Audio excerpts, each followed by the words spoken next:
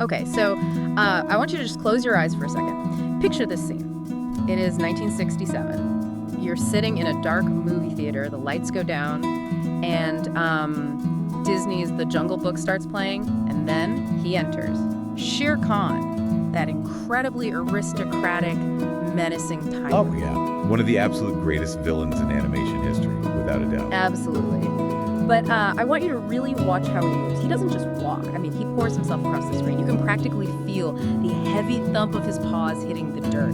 You see the shifting mass of his shoulder blades working under the skin. It's wild. You feel the sheer dense reality of a 400-pound predator. It doesn't look like a series of pencil lines. No, it feels like a biological entity that is actually subject to the laws of physics. It's often cited as the gold standard in the entire industry.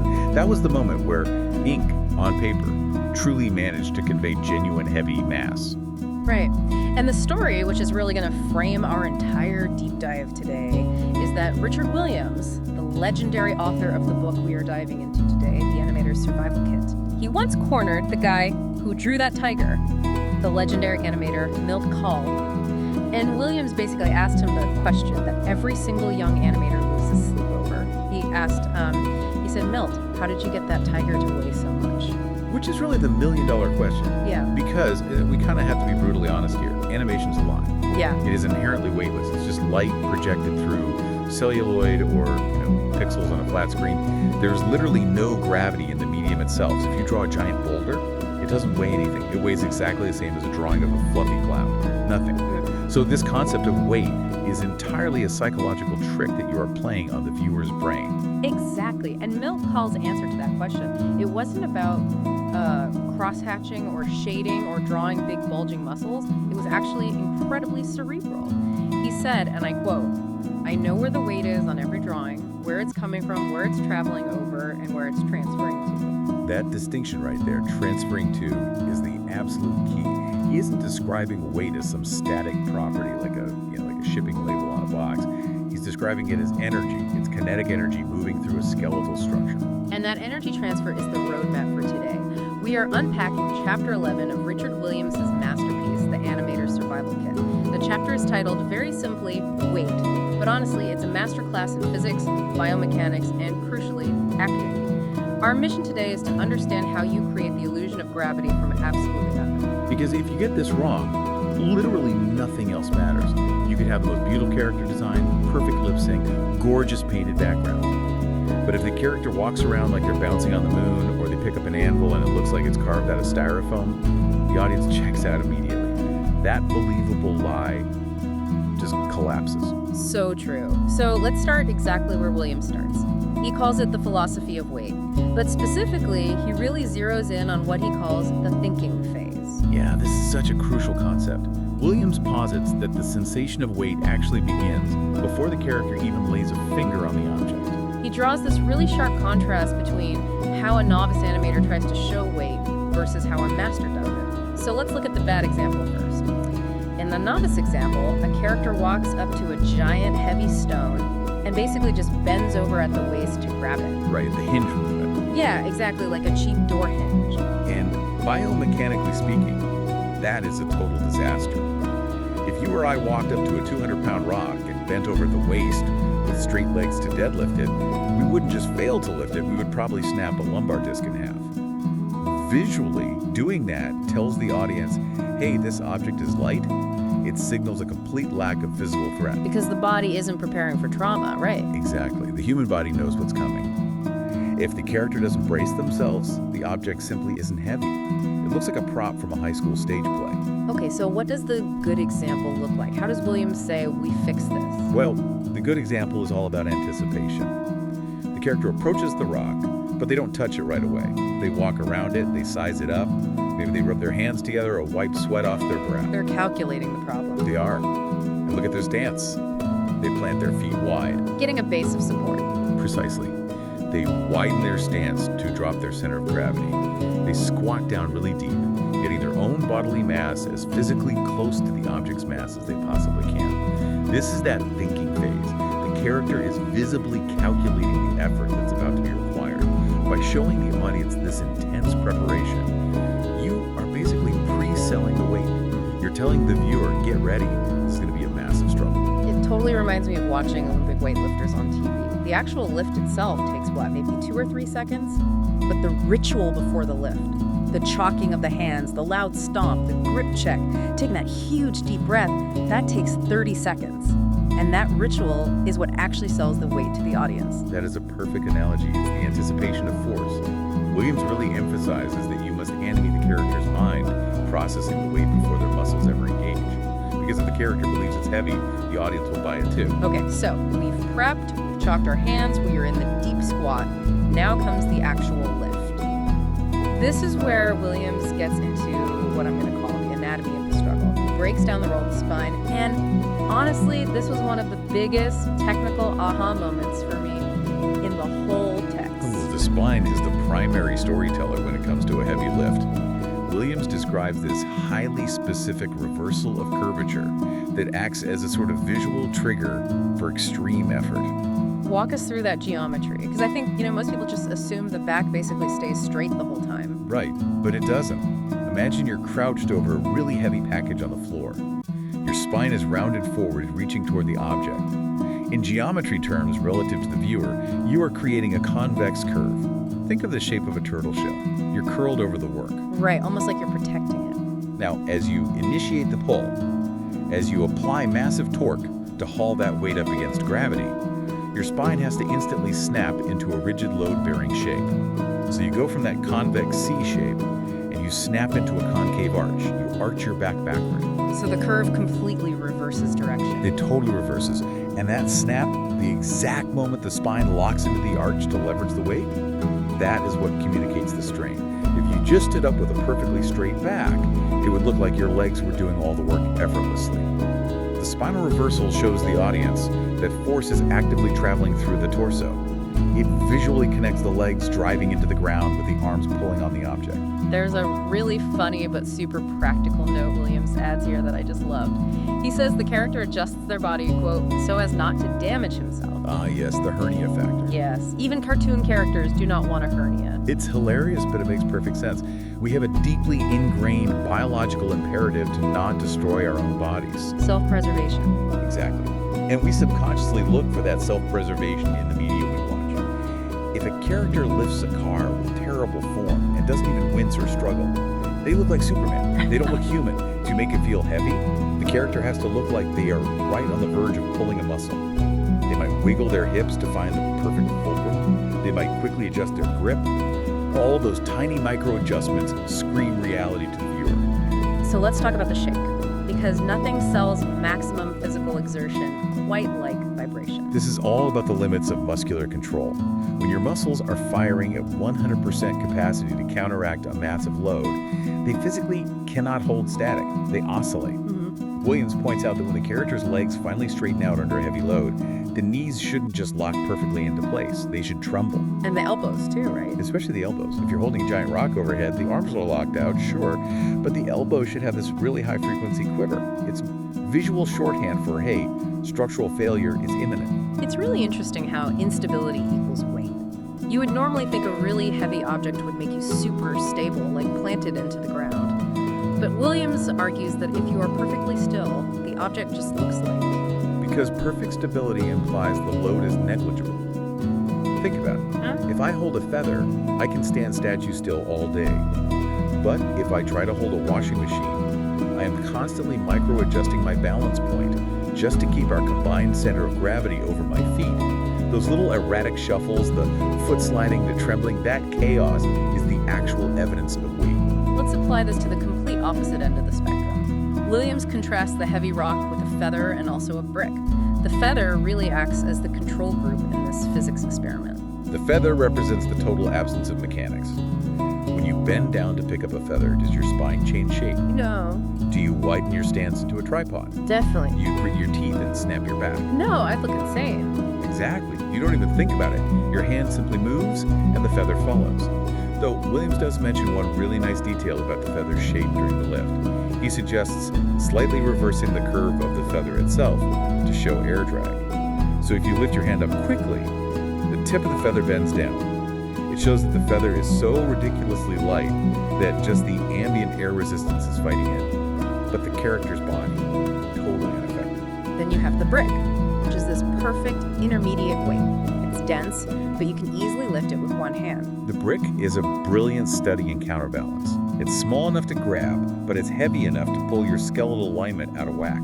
As soon as you grab a real brick, gravity instantly pulls that shoulder down. And to stay standing, your body has to naturally compensate. Right. You employ the cantilever principle. If your right arm is being dragged down by the brick, your upper body naturally leans to the left. Your head might tilt in the opposite direction. You are constantly trying to bring your overall center of mass back to the middle. If you draw a character holding a brick and their shoulders are perfectly horizontal to the floor, that brick is fake. It is a geometric impossibility. This transitions us so nicely into the mechanics of carrying weight, because once we've finally lifted the thing, we usually have to move it. And the text breaks down two very distinct ways of carrying heavy loads: the sack of potatoes and the front carry. The sack of potatoes is such a classic animation trope. This is where the load is hoisted onto the back or thrown over the shoulder. Right, so the mass is added behind the spine. Which means, to keep from just toppling backward onto your head, the character has to pitch their entire torso forward. They basically become a counterweight to their own burden. Yeah. But look at the legs. Williams calls the leg posture the tripod. The tripod, meaning the feet are splayed out. Yes. When you're carrying a heavy load on your back, you desperately need a wider base. You don't walk a tightrope with your feet perfectly parallel. You turn them outward. You splay them. You are essentially turning your legs into a pyramid structure to support that top heavy weight. Because it's a lot harder to tip over a pyramid than a straight column. And he specifically talks about the knees here, too. The knees have to stay bent. This is crucial. If you walk around with a heavy load, you never fully straighten your legs. You walk in this constant semi-squat. Why? Because your thigh muscles are acting as shock absorbers. If you locked your knee with 200 pounds on your back, the impact of your foot hitting the floor would jar straight up your leg and shatter your spine. It's incredibly painful and inefficient. So you get this crouched, wide leg plodding kind of walk. Okay, now contrast that with the front carry. Holding that giant rock right against your stomach. The physics completely flips. Yeah. Now the massive weight is pulling you forward. So to compensate and not fall on your face, you have to lean your upper body backward. Right, the limbo posture. Exactly. Your shoulders get pulled down and forward, your arms are stretched super long because gravity is just dragging them down, and your head usually sinks way down into your neck. It's that classic turtle look. And the walk cycle itself totally changes. You obviously can't take long, confident strides with a massive front load. No, because lifting a leg high puts you balancing on one single foot for way too long. It's way too unstable. So you have to adopt the shuffle. The shuffle, I really love that term. You keep your feet barely off the ground. You take tiny, rapid, scraping steps. It's almost more of a slide than a walk. You want to absolutely minimize the fraction of a second that you're balancing on one leg. And the timing of the walk gets really erratic too. It's definitely not a steady marching beat. Though it's a syncopated struggle. It's step, pause, step, step, pause. Or sometimes it's just this frantic rush of tiny, rapid steps just to get to the table before your arm muscles completely give out. That frantic, unpredictable pacing is a brilliant way to sell the idea that the character is literally 1 second away from dropping it. Just get it there, just get it there. We have all been there trying to help a friend move a sleeper sofa up a flight of stairs. Exactly. That frantic shuffling is a universally recognizable human experience. So let's shift gears a bit, from biology over to aerodynamics. Section 4 of the chapter covers falling objects. And this is where we really see that weight isn't just about raw mass. It's about material density and how the object interacts with the air around it. This is basically Fluid Dynamics 101. Williams compares a few different falling objects to show how air resistance acts as an invisible brake. He starts with the feather, or a leaf. High surface area, incredibly low mass, so the air completely dominates the movement. A feather never just falls in the straight plumb line. It creates these wide figure eights. It slides sideways, catches an updraft, flips completely over, and then slides the other way. Williams uses the animation terms ease out and ease in to describe this, right? Right. It drops and accelerates until the air resistance catches underneath it. That's the ease into the air cushion. It actually slows down midair. Then it slips off that cushion of air and accelerates again, which is the ease out. It creates a very hypnotic, lingering kind of motion. Then there's the silk handkerchief, which is a little different. It's very deceptive. It's obviously heavier than a feather, but because of its shape, it can trap air like a mini parachute. It might balloon outward. And the key observation Williams makes here is about the landing. When a silk hanky hits the floor, it doesn't just immediately stop moving. Right, it has to settle. It floats on this tiny, invisible cushion of trapped air for a split second before the air finally escapes from underneath and the fabric collapses. That specific settling duration tells the audience's brain exactly how porous and light that fabric actually is. Now compare that to the heavy winter overcoat. The overcoat has serious mass. It might flap a little bit on the way down, just basic drag forces, but gravity wins that fight very quickly. It drops fast. And when it hits the ground, it stays hit. There's zero floating. It lands with heavy authority.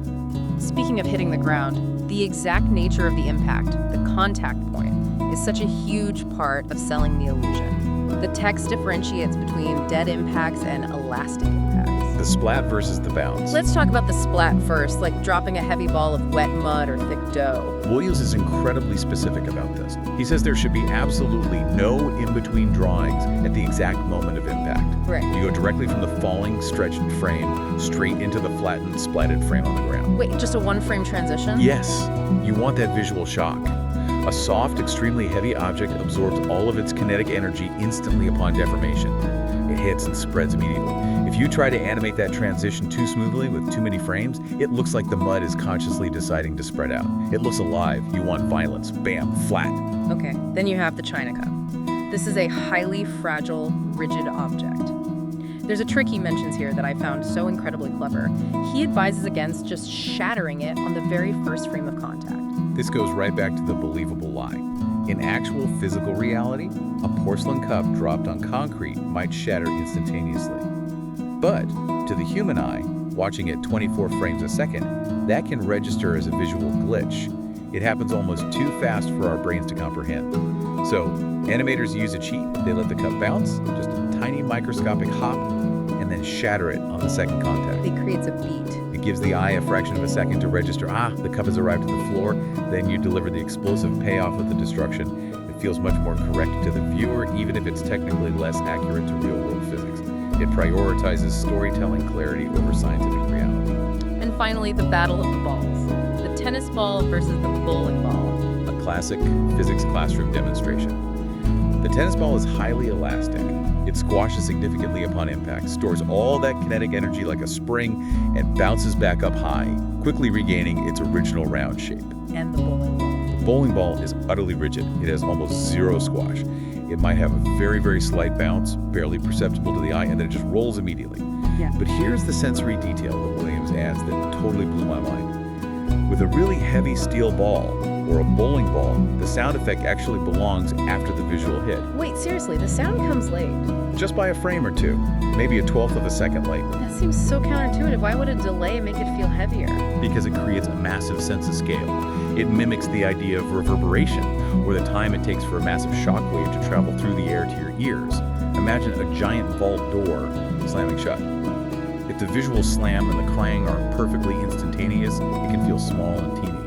But if the visual slam happens and there's a micro pause before the booming sound hits you, your brain interprets that tiny lag as extreme mass. It feels like the object is so unbelievably massive that it's distorting the atmosphere around it. That is a fascinating psychological hack. Just delay the thud. It works literally every time. Audiovisual synchronization is a flexible psychological tool in animation. It's not a rigid mathematical rule. Okay, let's move on to section 5, pressure and pushing. Because we aren't just lifting things up, sometimes we're shoving them across the room. Pushing is all about identifying the source of action. Basically, where does the movement actually originate in the body? The book contrasts pushing a light pencil with pushing a heavy wooden box. Right. If you push a pencil across a desk, where does the movement start? It starts in the elbow, or maybe just the wrist. The rest of your entire body could be completely relaxed. You could be slouched back in your chair, totally disengaged. But if you're trying to push a washing machine across the floor, The movement starts all the way down in the hips, or really the feet. You have to physically plant your feet to get traction against the floor. Then the force travels up the legs, to the hips, up the spine, and finally out through the arms.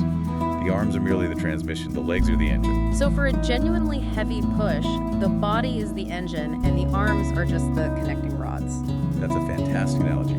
And visually, as an animator, you look for what's called the line of action. To push a really heavy box efficiently, you want to create a perfectly straight line from your back heel up your braced leg, through your spine, right to your shoulder. Straight line. Yes. Yeah. Because if your knees are bent too much, or your back is curved while you push, you are bleeding off force. You want to look structurally like a battering ram. And there's this really intense micro detail he points out here about the hands, too. Specifically the fingers. Oh, yes. The hyperextension. This one literally makes my fingers ache just looking at the sketches in the book. It's a bit of a cartoon exaggeration, but it's totally grounded in reality. If you touch something lightly, your finger has a nice, gentle, natural curve to it. But if you press incredibly hard against a brick wall or a heavy box, the fleshy pad of your finger flattens completely out, and the joint hyperextends. It actually bends backward. It looks so painful. It does, but it visually screams force to the audience. It dramatically strengthens the pose. It tells the viewer, look how relentlessly hard he is pushing against this unyielding surface. It shows that the structural integrity of the finger itself is being tested. And what if the surface is soft? Like, say, pushing into a water balloon or a soft belly? Then the role reverses. The finger stays strong and curved, and the surface gives way. You show the resistance curve on the object itself, not on the hand. Got it. So hard object, the hand deforms. Soft object, the object deforms. Ideally, yes. It perfectly illustrates the physical relationship between those two materials. Okay, so we've successfully pushed the heavy box. Now, how do we actually stop? Section 6 is all about inertia and stopping. And there's a great quote here from Frank Thomas, who is one of the legendary 9 old men of Disney animation. Right, Frank said we've got to do something to stop the forward progression of believable weight. Meaning, things don't just freeze on a dime. Exactly. It's literally Newton's first law. An object in motion stays in motion.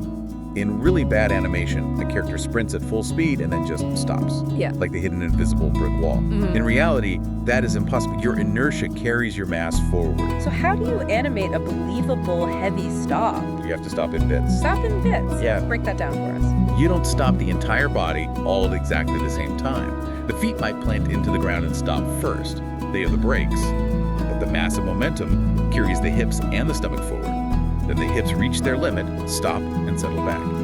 The spine might reverse its curves again, from leaning forward into the run to leaning sharply back, to act as a dynamic counterbalance. And the head might be the very last thing to finally stop bobbing. It's like a chain reaction of stopping, moving up the body. Yes, it creates a very natural settling action. And clothing plays a massive role in selling this too, right? He calls it the drapery factor. A huge role. Clothes are basically what we call secondary animation. They act as a visual speedometer. Williams compares a woman running in a sheer silk nightie to a man running in a thick, heavy winter coat. Let's take the silk nightie first. She sprints and then stops suddenly. Her body stops. But the silk keeps going forward. It is very low mass but higher resistance, so it blossoms out violently around her because the air catches it. And then it very slowly floats back down and settles against her. And the man in the heavy coat? The man sprints and stops. The heavy coat swings forward because of its sheer momentum. It wants to keep following it, but it absolutely does not blossom out. It's way too heavy to be caught by the air. It swings forward, aggressively hits the physical limit of the fabric, and then flops heavily back against his legs and settles almost instantly. So the speed and the shape of the clothing's reaction tells you exactly how much that specific fabric weighs. Precisely. If that heavy wool coat blossomed out slowly like the silk, it would look like it was made of tissue paper. The illusion would break. There's another stopping mechanic he mentions that I found fascinating, the skid. And it specifically references Charlie Chaplin. Chaplin was an absolute master of body mechanics. When he was running and had to turn a sharp corner, he didn't just casually turn. He threw his weight and leaned hard into the curve, exactly like a motorcycle rider does. But how do you actually draw a skid? Like, how do you capture that chaotic vibration of feet trying to find traction on a slippery floor? Williams suggests using a strobe effect. Wait, like drawing multiple limbs? Yes, exactly. Instead of drawing one clear, distinct leg in a frame, you might draw multiple ghosted legs in a single frame, or you interleave the drawings. So frame 1 has the legs in position A, frame 2 has the legs in position B, frame 3 snaps back to position A. It creates a literal visual inspiration on the screen. It deliberately confuses the eye in a way that just reads as high-speed, chaotic motion. It creates that frantic, scritch cartoon energy of a character desperately trying to find friction before they fly off a cliff. I love that sound effect. Scritch, scritch. Okay, moving to section 7, throwing. This is where we really get into leverage. Throwing is basically the exact reverse of catching or stopping. It's all about how the body generates force rather than how it absorbs it. The core example given in the book is a farmer using a pitchfork to lift a heavy batch of hay, and contrasting that with swinging a massive mallet. Let's look at the pitchfork first. It's essentially a very long lever. To throw that heavy hay up into a loft, you need massive anticipation. The body has to go way down before it can go up. The wind up. Yes. And as you violently swing the fork upward, the hay is heavy, so it drags behind the movement. The body's hips lead the upward movement, then the torso follows, then the arms, then the wooden handle, and finally, last of all, the heavy hay catches up to the arc. It's exactly like the crack of a whip. Exactly. And just like the heavy lift we talked about earlier, the spine does that dramatic reversal. You start concave, heavily curled over the work, and then you violently snap to convex to fling the weight upward and release it. Now what about the mallet? Like a blacksmith swinging a heavy hammer down onto an anvil. This is a masterclass in timing. You see the character wind up. Yeah. The heavy iron hammerhead drags way behind the hands because of its mass. Then, whoa, hit happens. But here is the brilliant trick. Is this the audio delay thing again? It is. Williams intensely analyzes a specific piece of animation of a man hitting an anvil. The visual contact happens on screen. The hammer hits the metal. But the accent, the physical feeling of the impact, is often felt by the viewer on the frame after the visual contact. The character's arms might shudder, the anvil might visibly squash slightly, and loud sound effect definitely comes later. It is just so weird to think that being late is actually right. It's really about how our human brains process massive chaotic events. If the sound and the visual crunch happen at the exact same microsecond, it can feel small and artificial. If there's a tiny delay, it feels like the sound physically had to fight its way through the sheer mass of the heavy object. It has immense scale. That leads us perfectly into our final section, which might honestly be the most surprising one for me in the whole book. Section 8, dancing. Oh yes, this is a personal favorite of mine. Because, when I think of dancing, I immediately think of feet. Tap dancing, ballet, salsa, it seems like it's all about exactly what the feet are doing, but the source material says, nope. It explicitly says it's not about the feet. What? How can dancing possibly not be about the feet? This specific insight comes from Ken Harris and Art Babbitt, who are two absolute titans of early animation. They figured out that the single most important thing in making a character look like they are actually dancing is the up and down movement of the core body weight, the hips and the torso. The bounce. The bounce, the internal rhythm. If the main heavy mass of the body, the pelvis and the chest, is bouncing correctly to the beat, moving down and up in time with the music, you can honestly put the feet almost anywhere you want, and it will look like the character is grooving. But if the feet are technically perfect and the body is stiff, it looks like a creepy wooden marionette looks dead. The absolute soul of the dance is in the shifting weight of the body. If you literally animate a featureless bowling ball bouncing rhythmically to a jazz beat, and then you just attach simple stick legs to it afterward, it will look like it's dancing. But if you animate perfectly accurate footwork with a stiff floating torso, the illusion fails completely. There's also this really important note about the twist. Hips versus shoulders. This stems from a classic principle from classical art history called contrapposto. The hips and shoulders almost always oppose each other in dynamic movement. If your right shoulder swings forward and down, your right hip usually swings backward and up. It creates a literal twist in the torso. Exactly. It makes the movement feel fluid and dynamic. If your shoulders and hips just move together locked in a solid block, you look like a rigid Lego man. Yeah. You look stiff. The twist shows organic flexibility and life. Now, we do have to get just a little bit technical for a second here. The secret sauce of synchronization. We already talked about sound being late for heavy impacts. But for syncing animation to music for dancing, there's a very specific rule Williams lays out. The 2 frames ahead rule. Okay, lay it on us. Explain this. The golden rule of thumb is this. The visual hit, like the character's foot stomping the floor, or their body hitting the absolute bottom of a bounce, should occur exactly 2 frames ahead of the actual musical beat on the soundtrack. Wait, before the beat? Why? I would totally think you want it mathematically dead on the beat. There are 2 main reasons. First, light physically travels faster than sound, and our biological brains are actually wired to process visual information slightly faster than auditory information. In the real world, if you watch a guy hit a nail with a hammer from 50 feet away, you see the visual hit before you hear the clink. If if they're mathematically perfectly aligned in a cartoon, the eye actually perceives the animation as dragging slightly behind the music. It feels sluggish. Yes, by putting the visual hit 2 frames early, which is, just a tiny fraction of a second, it feels tight. It feels incredibly snappy to the brain. And the second reason. It comes back to the golden rule mentioned in the text. It's never better late. If your animation hits slightly early, the character looks energetic and proactive. If you are even slightly late, the character looks like they're missing the beat and dragging, feeling tired. So always err on the side of being early. Always. Professional live-action film editors do this too, by the way. They very often cut the visual impact of a punch or a door slam a few frames before the giant audio spike. It just inherently feels right to the human brain. And finally, when you are animating a dance sequence, do you accent the upbeat or the downbeat? You can actually do either. And your choice changes the feeling of the dance completely. If you accent the down like aggressively hitting the absolute bottom of a deep squat right on the heavy beat, the character feels heavy, earthy, and grounded. Like a heavy hip-hop stomp. Right. But if you purposefully accent the up hitting the highest peak of a jump right on the musical beat, the character feels incredibly light, airy, and joyful, like they're literally defying gravity. So just the choice of accenting down or up fundamentally changes the entire emotion of the dance. Exactly. Physics literally becomes emotion. Wow. Okay, let's unpack all of this. We have gone on quite a journey today. From the intense mental preparation of lifting a rock, to the spinal mechanics of the physical struggle, to the fluid aerodynamics of a falling silk handkerchief, all the way to the internal rhythm of a dance.